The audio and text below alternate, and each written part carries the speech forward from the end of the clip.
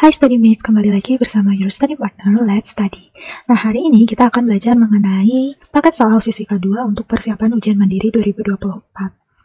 Bahan pembelajaran ini dibiayai oleh donatur Let's Study. Sebelumnya, perkenalkan aku Naila, aku dari Fakultas Kesehatan Masyarakat Universitas Indonesia 2023 dengan jurusan Kesehatan Masyarakat. Saat ini, aku aktif di beberapa aktivitas dan organisasi, seperti sebagai staf dari BEM FKM UI 2024, serta sebagai pengajar Umbel BEM UI 18.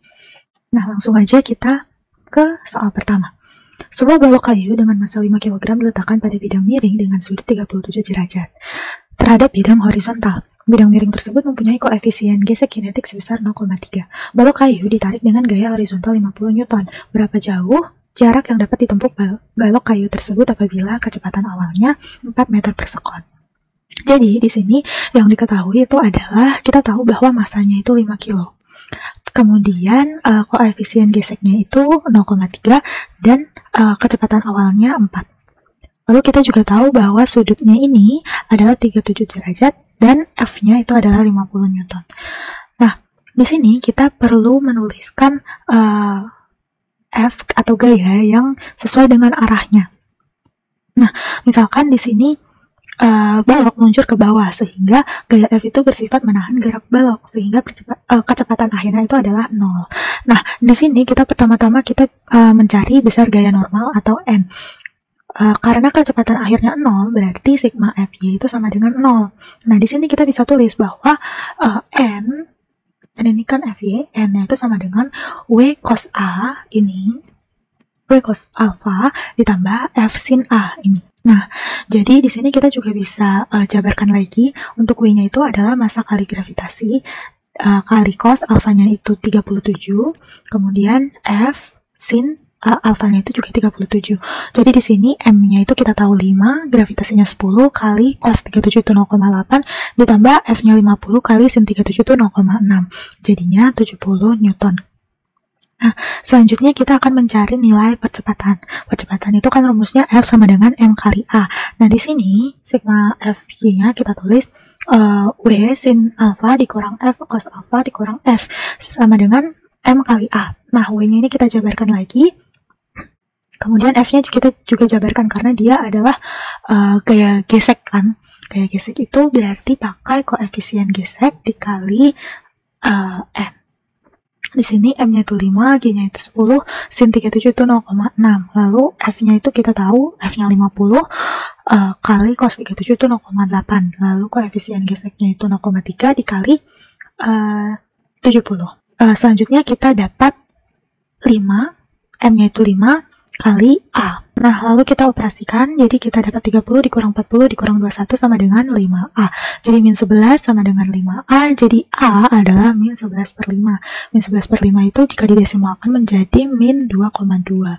Kemudian selanjutnya kita mencari jarak dari rumus kecepatan. Jadi V kuadrat sama dengan V0 kuadrat ditambah 2. Percepatan kali jarak V kuadratnya itu 0 karena akhirnya dia akan berhenti. Kemudian V0 kuadratnya itu 4, lalu ditambah 2, percepatannya itu min 2,2 kali S. Nah, lalu jadi kita dapat S-nya sama dengan 16 per 4,4, jadi sama dengan 3,64.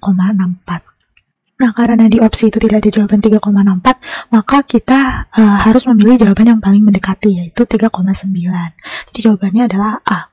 Selanjutnya, soal kedua, seorang pelayan restoran membersihkan meja yang terkena tumpahan es jeruk dengan kecepatan 10 cm per sekon dan gaya yang disalurkan sebesar 35 kali 10 pangkat 5 Newton. Di meja yang lain ada tumpahan minyak yang memiliki viskositas 9,085 di atas meja yang berukuran sama. Nah, apabila kecepatan membersihkannya sama tetapi luas lapisan minyaknya 1/50 kali luas tumpahan jeruk, maka gaya yang disalurkan adalah sebesar. Di sini kita diberitahu viskositas es jeruknya adalah 0,02. Jadi di sini kita dapat beberapa data, yaitu gaya untuk membersihkan es itu 35 kali 10 pangkat min 5. Kemudian viskositas tumpahan es jeruknya itu adalah 0,02. Lalu kecepatannya itu adalah 10 dan viskositas minyaknya itu adalah 9,085. Dan ditanya ini adalah gaya yang disalurkan untuk membersihkan minyak. Lalu dari sini kita juga tahu bahwa luas permukaan minyak itu sama dengan 0,25 kali luas permukaan es. Nah, lalu kita di sini punya rumus delta F sama dengan ini, rumus ini. Kita bisa coret hal yang bisa dihilangkan, yaitu P per R kuadrat, karena dia sama, dan ini L-nya juga sama. Jadi kita bandingkan, tinggal F minyak per Fs sama dengan nilai viskositas minyak per viskositas es dikali luas minyak per luas es kuadrat. Kita masukkan angkanya, kemudian ini bisa dicoret, dan kita hitung. Jadi F minyaknya kita dapat 6,4 kali 10 pangkat min 5. Jawabannya adalah B. Selanjutnya soal nomor 3, sebuah pesawat luar angkasa diluncurkan dengan kecepatan 0,6 C pada suhu 60 derajat terhadap sumbu X positif horizontal. Kemudian pesawat lainnya diluncurkan dengan kecepatan 0,7 C pada arah sumbu X negatif. Kecepatan dari pesawat luar angkasa pertama yang diukur pilot dari pesawat luar angkasa kedua adalah, nah ini kita bisa pakai rumus VCA sama dengan VCB plus VBA per 1 tambah VCB plus VBA per C kuadrat, di mana VCA itu adalah kecepatan benda C terhadap kerangka acuan A, kemudian VCB itu adalah kecepatan benda C terhadap kerangka acuan B, dan VBA itu kecepatan kerangka acuan B terhadap kerangka acuan A, sedangkan C ini adalah kecepatan cahaya.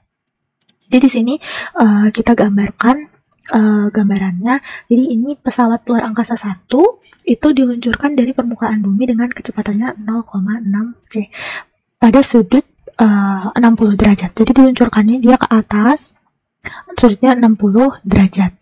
Kemudian pesawat luar angkasa lainnya itu diluncurkan dengan kecepatan 0,7 C ke arah sumbu X negatif.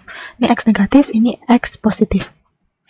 Nah, di sini kita harus menentukan di pesawat 1, ini kita harus menentukan F1X dan F1Y. Gimana caranya? Jadi ini kan diketahui bahwa dia sudutnya 60 derajat. Jadi untuk menentukan F1X itu kita perlu mengalikan F1 dengan cos 60. Cos 60 itu kan setengah, jadi 0,6 kali setengah 0,3 C. Kemudian untuk yang F1Y, kita perlu mengalihkan dengan sin 60. Sin 60 kan setengah akar 3. Jadi 0,6 kali setengah akar 3 itu 0,3 akar 3 C. Jadi di sini untuk VCB-nya itu kita pakai V1X dan VBA-nya itu kita pakai V2.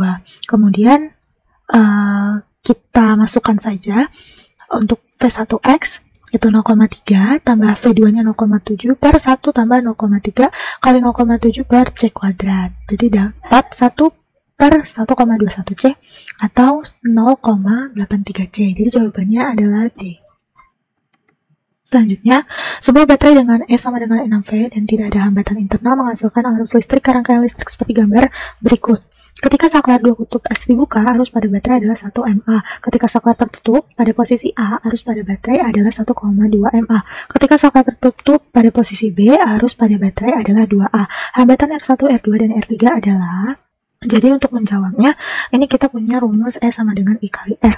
Ketika seluruh saklar dibuka, itu rumusnya jadi E-nya ini kan 6. Seluruh saklarnya terbuka, berarti ini 1. Jadi R1 tambah R2 tambah R3 kali 1 sama dengan 6. Kalau saklar A-nya ditutup, berarti ininya setengah. 1,2. Berarti I-nya itu, arusnya itu 1,2. Sedangkan R-nya itu adalah R1 tambah R2 per 2 tambah R3. Nah, lalu kita kalikan semua ini dengan 2 supaya tidak ada pecahan. Jadi 2 R1 tambah R2 tambah 2 R kali setengah 1 per 2 sama dengan 6. Lalu kita jabarkan, jadi R1 tambah R2 tambah R3 tambah R1 tambah R3 sama dengan 10. Kemudian R1 tambah R2 tambah R3 ini kan sudah diketahui 6. Jadi kita masukkan 6 ke sini. Jadi 6 tambah R1 tambah R3 sama dengan 10. R1 tambah R3 sama dengan 10 kurang 6, 4. Jadi R3-nya adalah 4 kurang R1. Nah, selanjutnya ketika saklar B ditutup, itu arusnya adalah 2. Jadi R1 tambah R2 kali 2 sama dengan 6. R1 tambah R2 sama dengan 6 per 2, itu 3. Jadi R2-nya adalah 3 kurang R1. Sekarang kita akan substitusi ke persamaan 1. Persamaan 1 itu ini. Jadi R1 tambah R2 tambah R3 kali 1 sama dengan 6. R1, R2-nya kita masukkan ini, jadi 3 kurang R1. Lalu R3-nya kita masukkan ini, jadi 4 kurang R1 kali 1 sama dengan 6. Kemudian kita proses, jadi kita dapat minus R1 sama dengan 6 min 3 min 4. Lalu kita dapat R1 sama dengan 1, kemudian R2 itu kan 3 dikurang R1, berarti 3 dikurang 1 sama dengan 2, lalu R3, 4 nih, 4 dikurang R1, 4 dikurang 1 sama dengan 3, jadi jawabannya adalah E, 1, 2, dan 3. Selanjutnya, sebuah batang emas berkontak secara termal terhadap batang perang yang mempunyai panjang dan luas permukaan sama.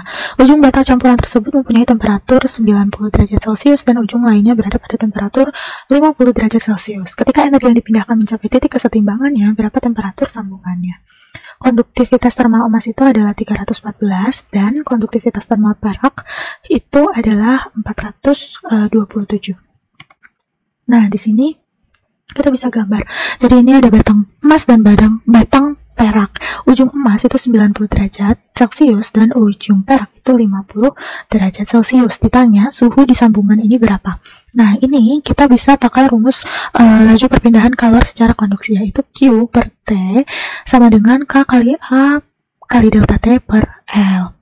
Nah, laju konduksi pada emas dan perak itu bernilai sama, sehingga ini kita bisa masukkan ke rumus K emas kali A kali T emas min T per L emas sama dengan K perak kali A kali T min T perak per L perak.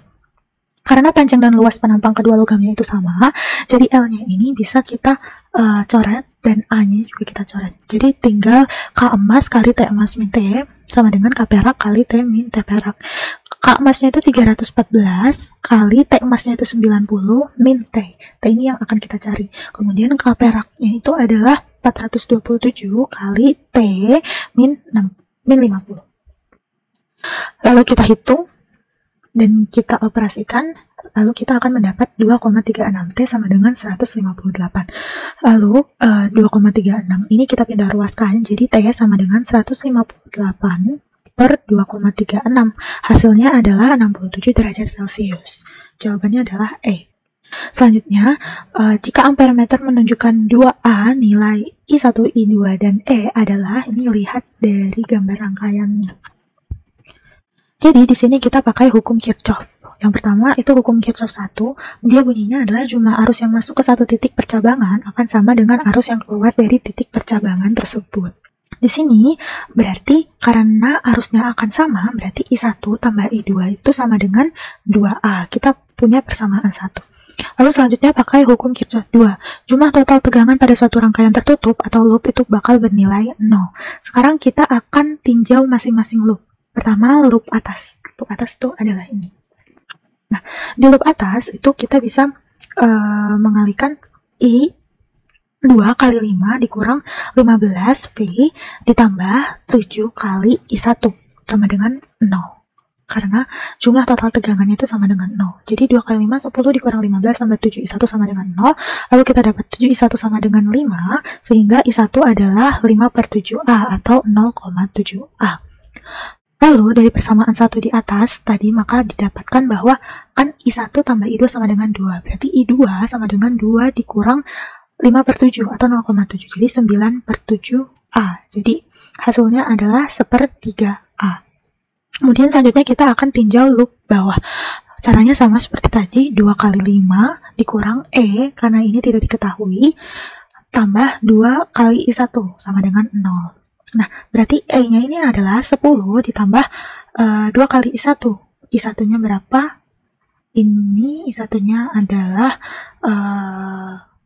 18,7, ini adalah 2 kali I1. Kemudian, jadi kita akan dapat 88 per 7. V. Lalu kita ubah ke dalam desimal jadi 12,67V atau kita bulatkan menjadi 12,6 volt. Jadi untuk nilai I1-nya itu adalah 0,7, I2-nya itu adalah 1,3 dan E-nya itu adalah 12,6. Jawabannya adalah E. Selanjutnya, gas neon dengan massa 200 gram disimpan dalam tabung berkapasitas 2 liter yang terisolasi sempurna, mempunyai tekanan 1,35 kali 10 pangkat 6. Jika gas neon mampu menyerap kalor sehingga tegangannya bisa naik menjadi 2,25 kali 10 pangkat 6, perubahan energi dalam dan jumlah kalor yang diserap adalah, ini kita diberitahu bahwa massa molar gas neon adalah 10 gram per mol. Di sini kita tahu bahwa M atau massanya itu adalah 200 gram, P1-nya itu adalah 1,35 kali 10 pangkat 6, kemudian V-nya itu adalah 2 liter, dan P2-nya itu adalah 2,25 kali 10 pangkat 6. Di sini kita ditanya perubahan energi atau delta U. Nah, karena sistem berada dalam keadaan isohorik, maka V-nya itu tetap, sehingga W atau usahanya itu 0. Jadi nilai Q itu sama dengan nilai delta U. Nah, pertama-tama kita harus mencari nilai T1. Caranya adalah dengan merumus PV sama dengan nRT. Kita masukkan saja angkanya 1,35 kali 10 pangkat 6 dikali 2 kali 10 pangkat min 3. Sama dengan NR T1.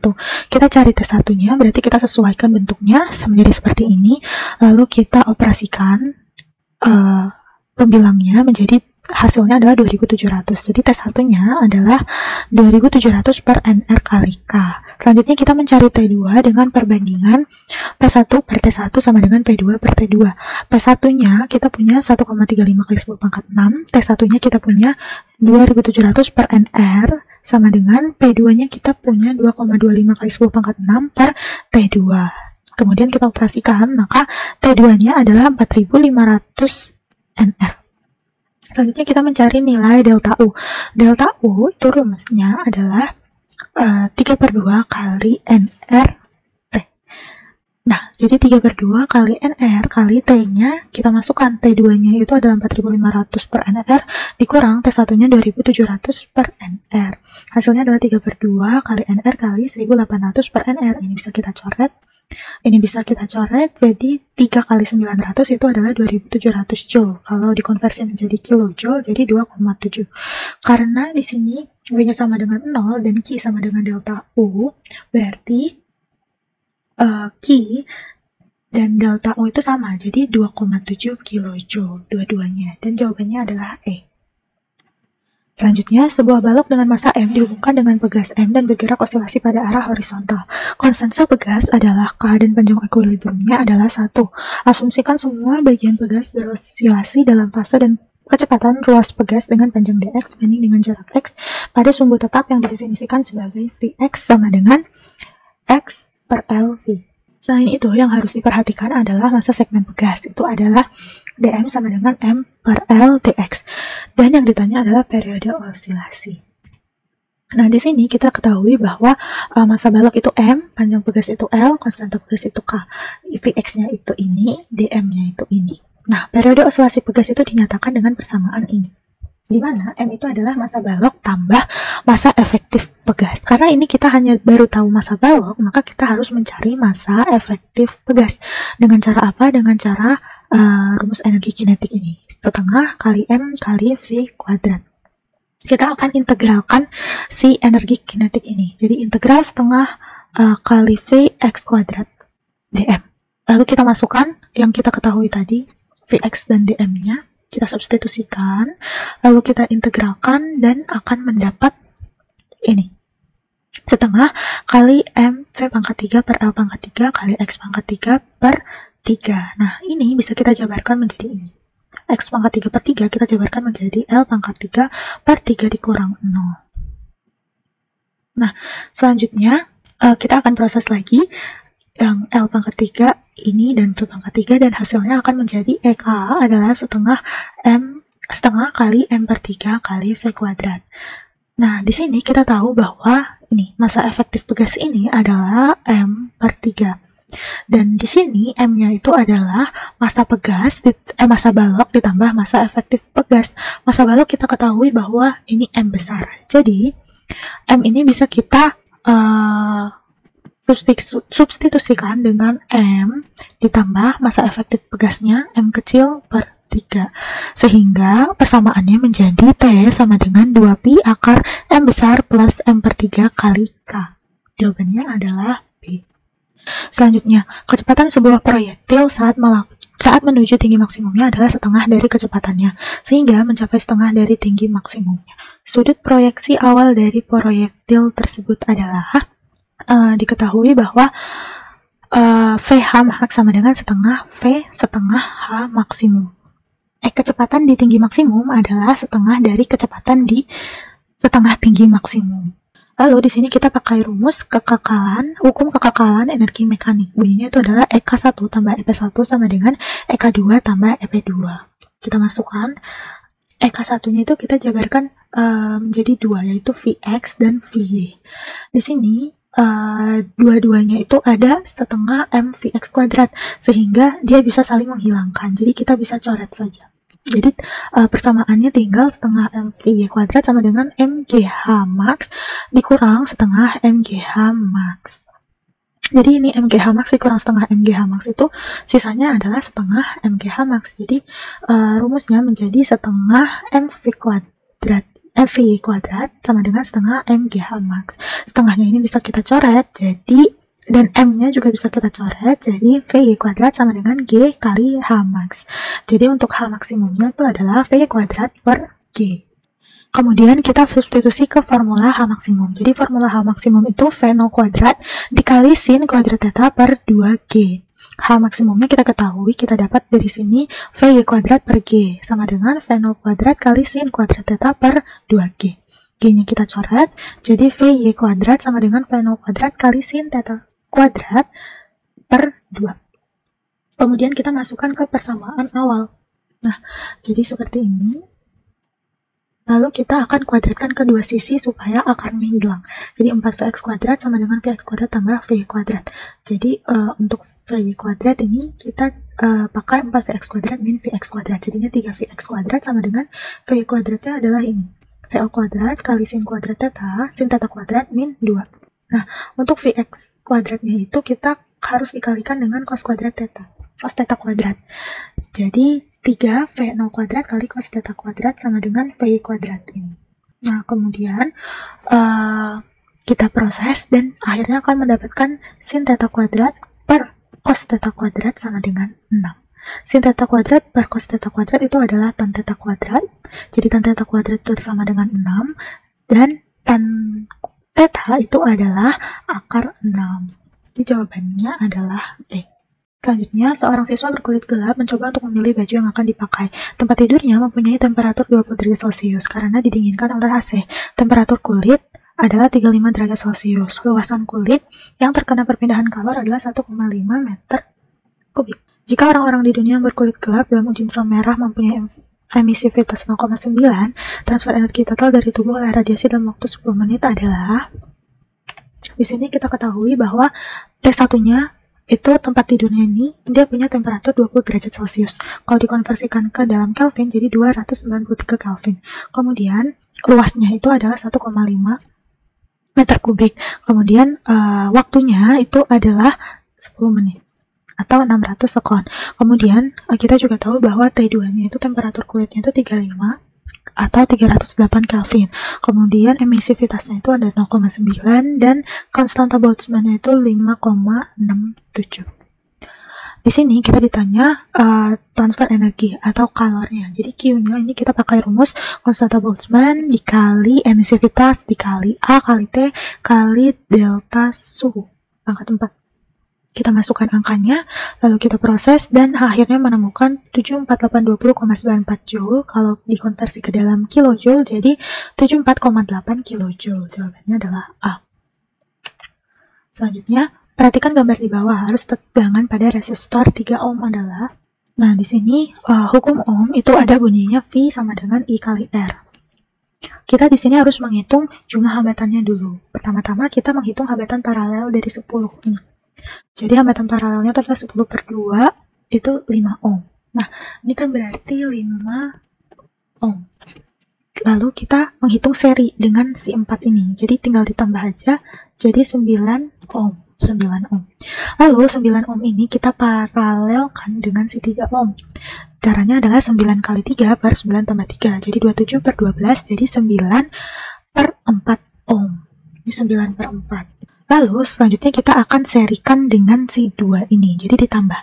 Jadi 9/4 tambah 2, jadi hasilnya adalah 17/4. Nah, total R-nya itu adalah 17/4 ohm. Lalu kita sekarang mencari nilai kuat arus listrik. I, rumusnya adalah I sama dengan V per R. V-nya itu kita dapat 8 volt per R-nya tadi, R totalnya 17/4. Jadi kita hitung dan kita temukan hasilnya 32/17 ampere. Lalu selanjutnya kita mencari V pada tegangan paralel. I-nya kita dapat 32,17, tegangan paralelnya ini 9,4. Lalu kita hitung jadi 72/17 volt. Lalu kita sudah dapat volt di tegangan pada rangkaian paralel. Nah, selanjutnya kita akan menghitung arus atau I pada resistor 3 ohm. Caranya adalah I sama dengan V per R. V-nya kita pakai yang di rangkaian paralel, yaitu 72/17 per R-nya itu 3. Jadi dihitung 72/51, kalau dijadikan bentuk desimal menjadi 1,38. Jawabannya B. Selanjutnya, dalam sebuah tabung horizontal dengan diameter 10 mm dan panjang 200 cm mengalir dengan debit 0,3 liter per detik. Berapa perbedaan tekanan yang dibutuhkan untuk mengalirkan air apabila koefisien viskositasnya adalah 1? Nah, di sini diketahui D-nya itu 10, maka R-nya itu 10/2, itu 5.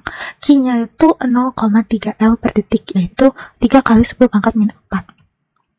Lalu, koefisien viskositasnya adalah 1, M PA kali S, berarti ini menjadi 10⁻⁻3. Lalu L-nya itu adalah 200 cm, kalau diubah menjadi bentuk M, jadi 2 meter. Kemudian kita pakai rumus Q sama dengan Pi kali R⁴ kali delta P per 8 kali koefisien viskositas kali L. Nah, di sini kita bisa cari yang untuk delta P-nya, perbedaan tekanannya. Sehingga bentuknya kita sesuaikan menjadi seperti ini. Kemudian kita masukkan saja angkanya dan mendapat hasil 2445,86 PA. Kalau diubah menjadi bentuk kilo PA jadi 2,45 kPa. Jawabannya adalah B. Selanjutnya, dua mobil taksi online dilengkapi dengan klakson yang memiliki frekuensi tunggal yang sama. Ketika mobil 1 diam dan mobil 2 bergerak menuju mobil 1 dengan kecepatan 12 meter per sekon. Diketahui mobil 1 mendengar frekuensi ketukaan sebesar 9,4 Hz. Frekuensi yang dipancarkan klakson mobil 2 adalah, nah di sini kita gambarkan untuk mobil 1 itu dia diam, ini mobil 1, kemudian ini mobil 2. Mobil 2 dia bergerak ke arah mobil 1 dengan kecepatan 12 meter per sekon. Nah, di sini mobil 1 sebagai pendengar, dia mendengar delta F, delta frekuensi sebesar 9,4 Hz. Sehingga FP-nya itu sama dengan frekuensi tambah 9,4. Nah, FP-nya ini rumusnya adalah V tambah V1 per V dikurang V2 kali F. FP-nya ini kan F ditambah 9,4 sama dengan V-nya itu kecepatan bunyi 340 ditambah V1-nya 0 karena dia diam. Terus per 340 dikurang V2-nya 12 dikali F. Kita proses dan mendapat F-nya di akhir adalah 3083,2 per 12. Jika dijadikan dalam bentuk desimal menjadi 256,93 Hz. Lalu kita bulatkan menjadi 257 Hz. Jawabannya adalah E. Selanjutnya, ini merupakan soal untuk menentukan apakah pernyataan ini merupakan pernyataan yang benar dan saling berhubungan. Yang pertama, pernyataannya adalah gas ideal yang volumenya mengembang secara isobarik tidak melakukan usaha. Sebab, pernyataan kedua, usaha yang dilakukan oleh gas ideal ketika mengembang sebanding dengan perubahan volume. Nah, di sini, proses isobarik itu adalah sebuah proses perubahan keadaan gas pada tekanan tetap. Tapi, volumenya dia berubah. Karena volumenya berubah dan tekanannya tetap, maka tetap ada usaha yang dilakukan oleh sistem. Dan usaha tersebut dapat dinyatakan dengan persamaan ini. W atau usaha sama dengan P kali delta V, sama dengan P kali V2 dikurang V1. Nah, pernyataan ini yang pertama disebutkan bahwa gas ideal yang volumenya mengembang secara isobarik tidak melakukan usaha. Ini salah karena mereka walaupun dalam isobarik dan tekanannya tetap, tapi mereka tetap melakukan usaha. Jadi nomor 1, pernyataan 1 salah. Kemudian Pernyataan 2. Usaha yang dilakukan oleh gas ideal ketika mengembang sebanding dengan perubahan volume. Dari rumus ini kita bisa lihat bahwa usahanya itu sebanding dengan volume atau berbanding lurus dengan volume. Jadi pernyataan 2 benar. Jadi jawaban yang benar itu adalah D. Pernyataan 1 salah, pernyataan 2 benar. Selanjutnya, ini merupakan tipe soal untuk memilih pernyataan mana yang benar. Soalnya adalah sebuah benda terletak 50 cm dari lensa konvergen yang memiliki panjang fokus 5 cm. Pernyataan berikut yang benar mengenai sifat bayangan yang dibentuk oleh lensa adalah, jadi di sini lensa konvergen itu dia dibagi menjadi beberapa ruang untuk benda dan bayangan. Itu kalau dia berada di kiri dan di atas dari lensa itu namanya adalah ruang benda. Yang paling dekat dengan lensa itu ada ruang benda 1, kemudian selanjutnya ruang benda 2, lalu ruang benda 3. Dan ruang benda 4 itu ada di seberang lensa. Sementara itu untuk ruang bayangan itu dia berada di bagian bawah dan di seberang ruang benda. Jadi yang paling dekat lensa itu ruang bayangan 1, kemudian ruang bayangan 2, dan ruang bayangan 3. Lalu untuk ruang bayangan 4 itu ada di seberang ruang bayangan 1, 2, dan 3. Nah, di soal disebutkan bahwa bendanya terletak 50 cm dari lensa yang memiliki panjang fokus 15 cm. Berarti, benda itu terletak di luar titik pusat bidang lengkung lensa. Jadi di sini, kita bisa identifikasi bahwa ini dia berada di ruang 3, ruang benda 3. Nah, kalau kita pakai sinar istimewa pertama dan ketiga, maka diperoleh bayangan yang bersifat nyata, terbalik, dan diperkecil. Dan untuk letak bayangannya itu dia berada di belakang titik fokus dan di depan titik pusat bidang lengkung lensa.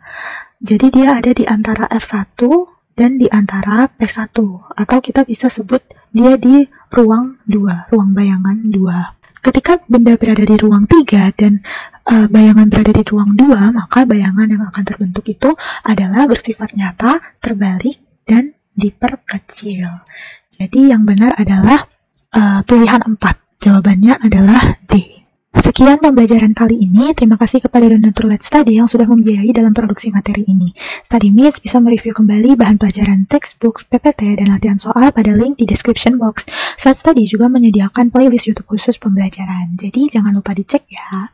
Nah, StudyMates juga bisa mensupport Let's Study dengan berdonasi seikhlasnya. Selain donasi dalam bentuk uang, StudyMates juga bisa share platform Let's Study kepada teman sekitar atau membagikan info platform Let's Study ke sosial media. StudyMates juga boleh untuk memfollow akun sosial media Let's Study pada Instagram, Twitter, dan TikTok agar selalu mendapatkan update konten bermanfaat lainnya. Terima kasih banyak, sampai jumpa di video selanjutnya. Semangat!